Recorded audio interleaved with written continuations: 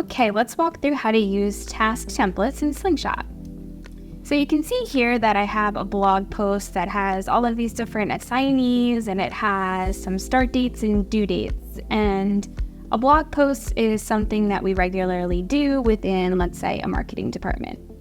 Now, each time I don't want to have to recreate this blog post task and all of these subtasks and set the dates and the dependencies.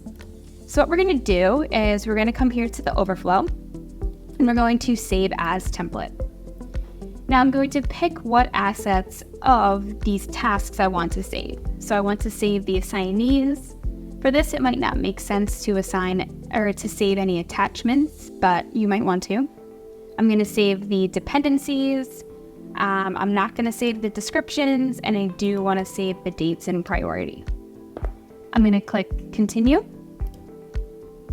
And now I'm in the template editor to save. So I'm going to save this as your blog post. I can give this a description to use for new blogs.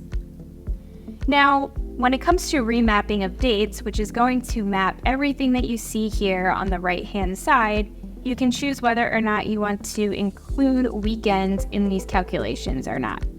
So that could be useful if when you're thinking in terms of your due dates, or you work in an industry where 7 days a week is kind of like an on schedule, you can include weekends.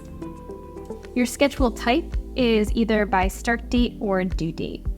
So if you know, maybe for a blog, it's just, hey, we want to start this blog on this date, our dates will then cascade out to the due date.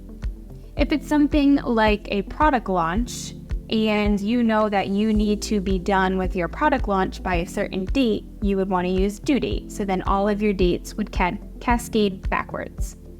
So for this, we'll use start date.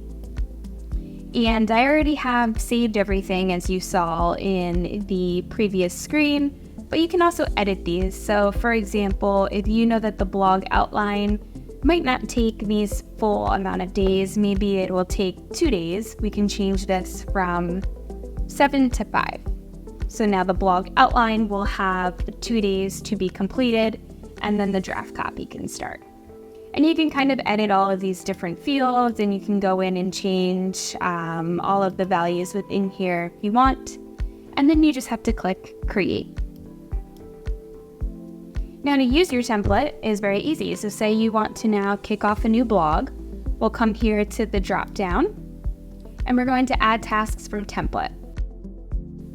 You can see that my new blog post template is right here within my marketing workspace. I'm going to click to use it. You can see a preview of your template.